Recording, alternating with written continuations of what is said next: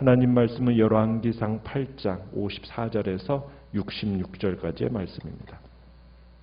열왕기상 8장 54절에서 66절입니다.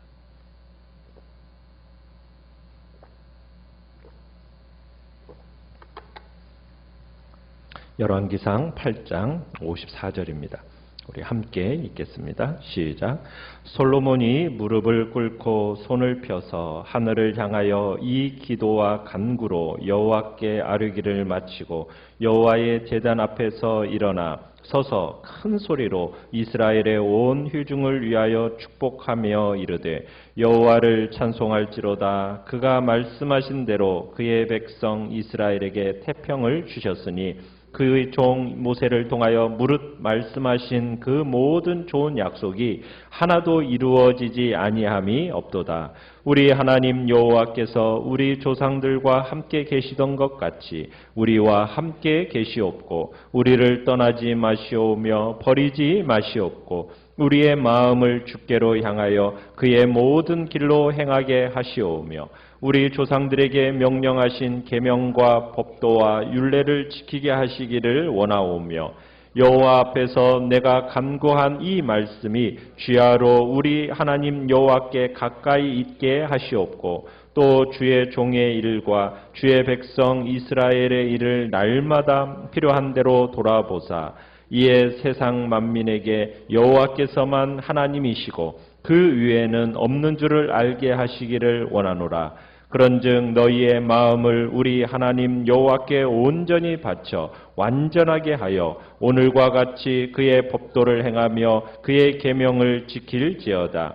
이에 왕과 및 왕과 함께한 이스라엘이 다 여호와 앞에 희생 제물을 드리니라. 솔로몬이 화목제 희생 제물을 드렸으니 곧 여호와께 드린 소가 22,000마리요 양이 12,000마리라.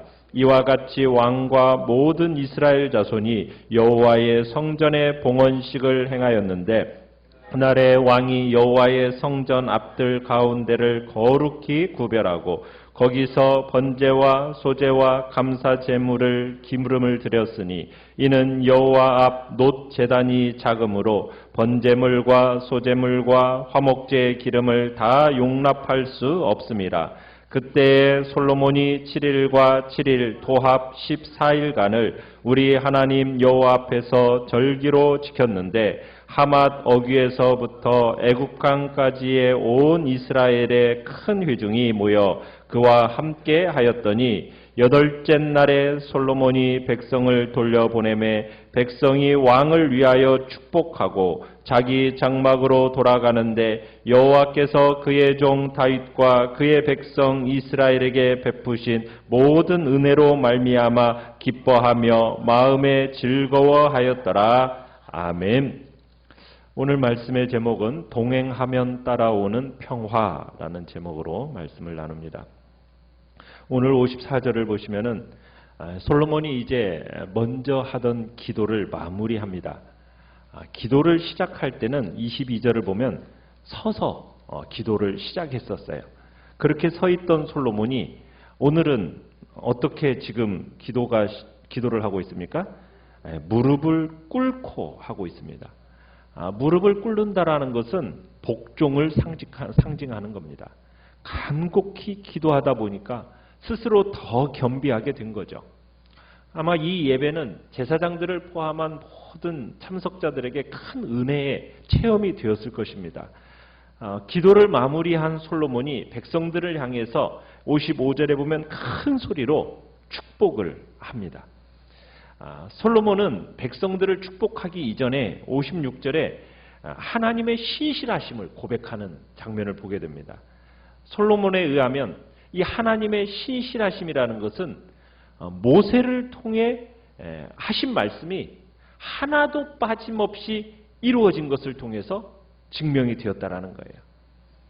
참 불안하고 불확실한 이 세상 속에서 이 56절에 무릇 말씀하신 그 모든 좋은 약속이 하나도 이루어지지 아니함이 없도다. 여러분, 이 말씀만큼 우리에게 그렇게 큰 힘과 믿음과 확신을 주는, 위안을 주는 그런 말씀도 없습니다.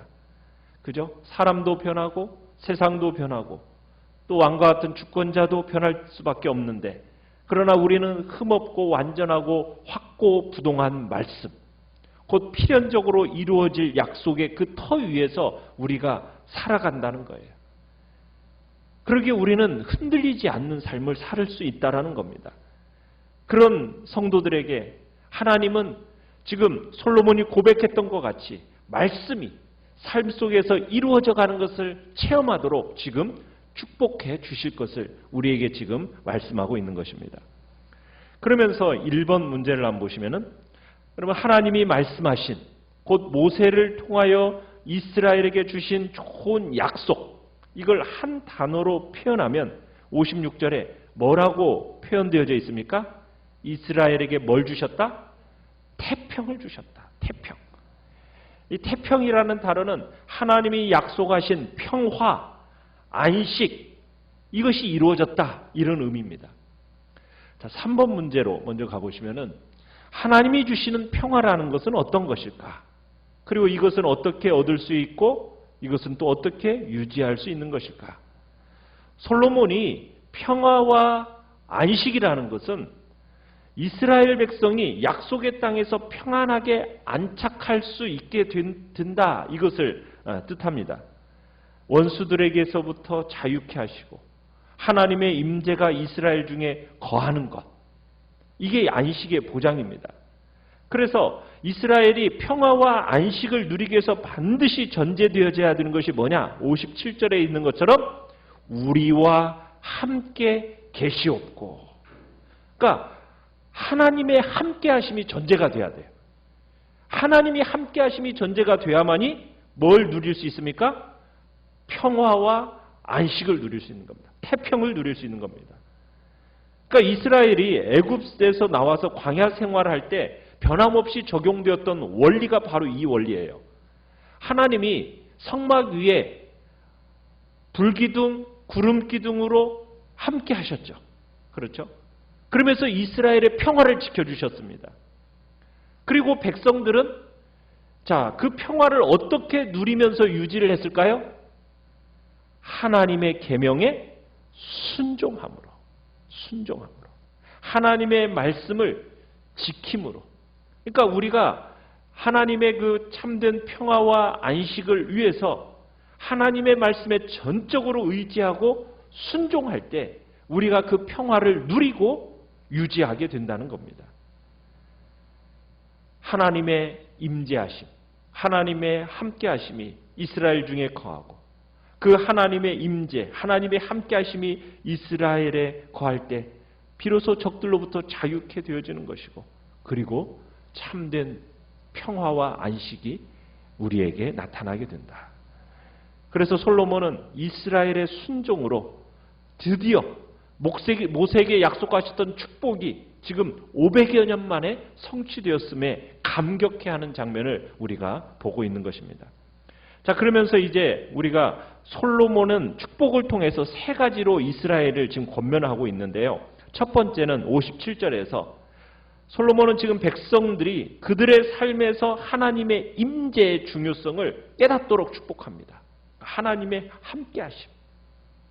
옛적에 하나님이 그들이 조상들과 함께 하셨던 것처럼 이제 그들과 함께 하시고 어떤 경우에라도 하나님이 결코 이스라엘을 버리지 말아달라고, 떠나지 말아달라고, 포기하지 말아달라고 지금 하나님 앞에 축복을 얘기하는 겁니다. 그래서 솔로몬은 하나님이 함께 하셔야만이 삶의 의미가 있다는 거예요.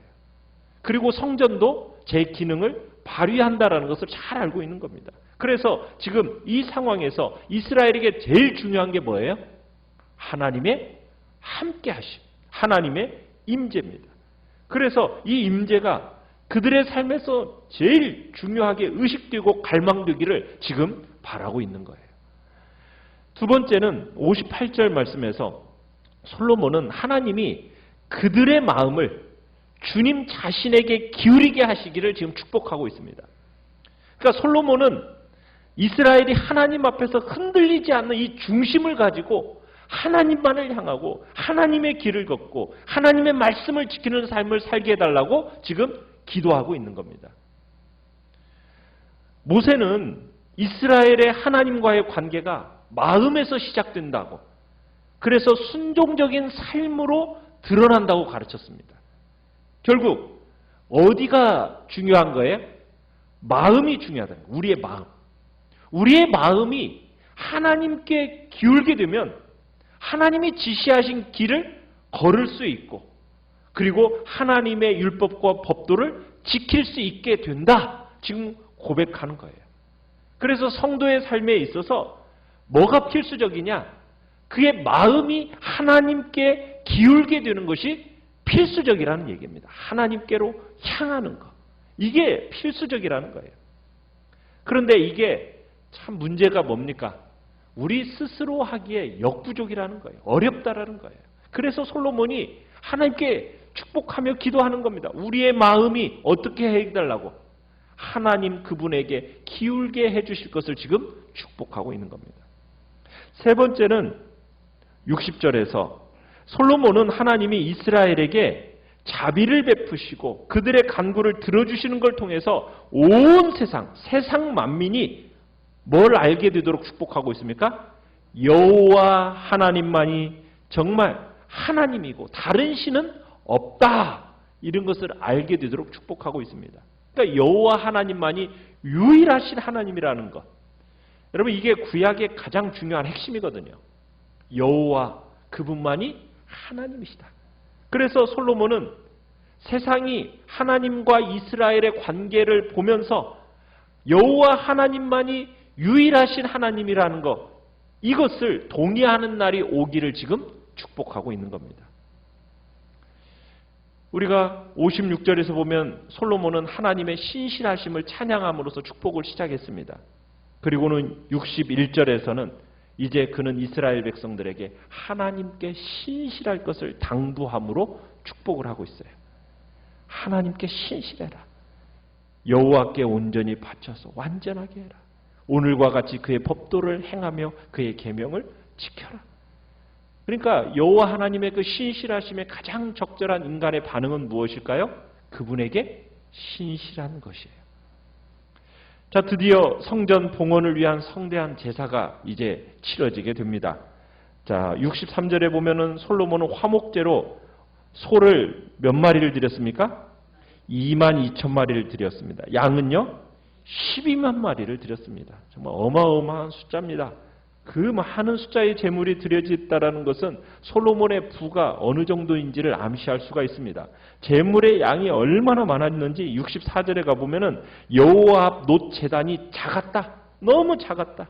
그래서 성전 앞들을 특별히 구분해서 이곳에서 짐승들을 준비했다고 합니다.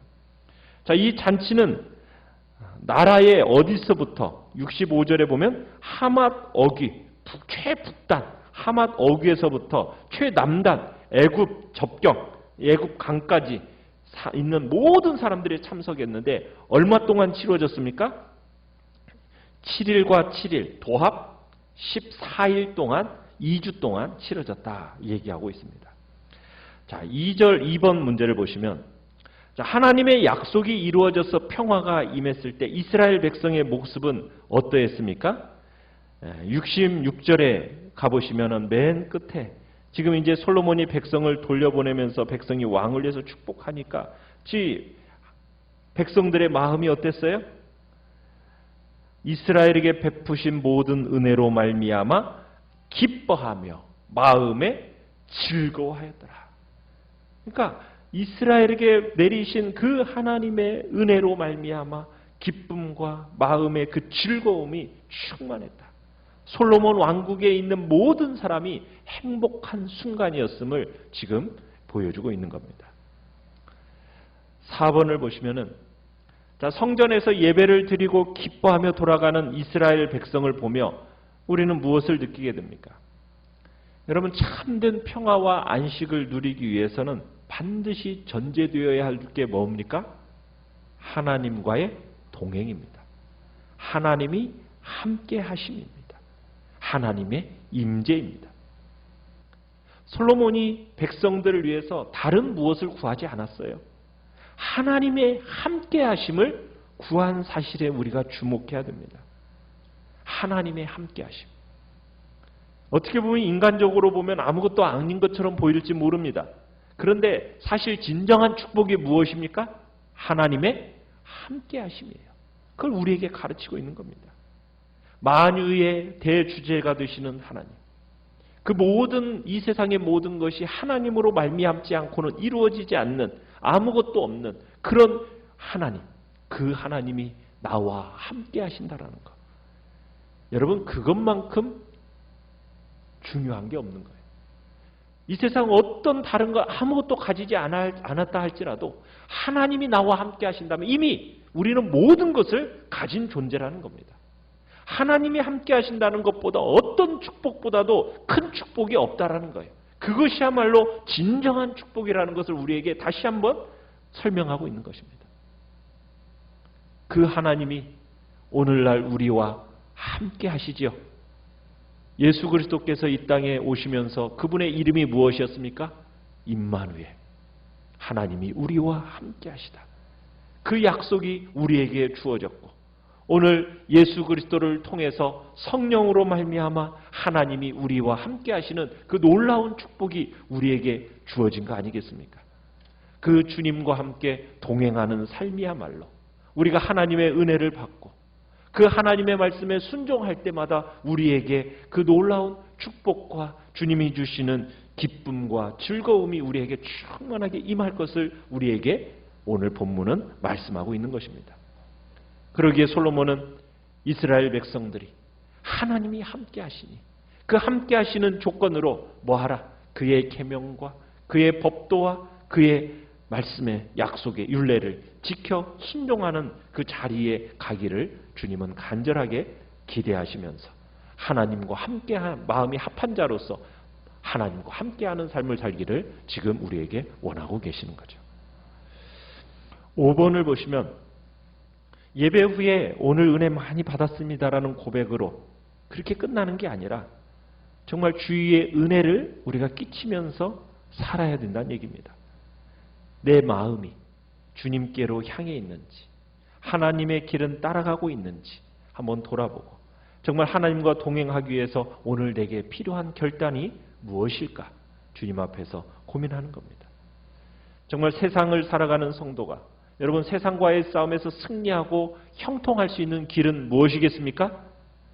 우리의 중심을 잃지 않는 겁니다. 58절에서 그러죠. 우리의 마음이 어떻게 되는 것이 중요한 거예요? 하나님께로 향하는 게 중요한 겁니다. 중심을 잃지 않는 겁니다. 하나님께로 하나님의 길을 걸어가는 겁니다. 하나님의 말씀을 지키는 겁니다. 성도가 자기의 중심을 잃어버리면 자기가 서야 할 위치, 자기 자신을 포기한 거나 마찬가지입니다. 자기의 위치와 자기 자신을 스스로 포기한 자에게는 패배밖에 없는 겁니다. 수치 이외에는 다를 바가 없는 거예요. 그 어떤 어려움 속에서도 어떤 대적이 우리를 향해 와도 뭘 잃지 않는 것? 우리의 중심을 잃지 않는 것. 우리의 마음을 잃지 않고 자기가 서야 할 그 위치를 지켜나간다면 우리가 여호수아처럼 승리를 할 수 있고 솔로몬이 그랬던 것처럼 형통할 수 있게 된다는 것입니다. 지금도 오늘날 우리가 처한 영적 전쟁터에서 지금 우리를 해하려고 우리가 서 있는 이 거룩한 믿음의 자리에서 우리를 끌어내리려는 그 악한 세력들이 가득합니다. 어떻게 보면은 우리가 모이지 못하도록 하는 이 상황들도 우리의 믿음을 끌어내리려는 어떻게 보면 악한 세력이 우리에게 나타납니다. 그런데 이러한 상황 속에서도 우리에게 뭐가 중요하다는 겁니까? 우리의 마음과 중심을 잃어버리지 않는 겁니다. 가장 적극적인 싸움은 뭐냐? 우리가 품어야 할 마음, 우리가 가야 할 길, 우리가 지켜야 할 말씀, 이걸 끝까지 지켜내는 겁니다. 우리의 삶의 중심을 지켜낼 때 악한 세력이 우리를 건드리지 못하게 되는 것이고 그로 말미암아 우리에게 주시는 하늘의 그 참된 평화와 안식이 우리를 지켜내는 것입니다. 우리 기도 제목을 같이 한번 읽어보겠습니다. 시작. 오늘도 나를 사랑의 눈으로 바라보시는 주님 앞에서 선을 행하며 기쁘게 살아가게 하소서. 아멘.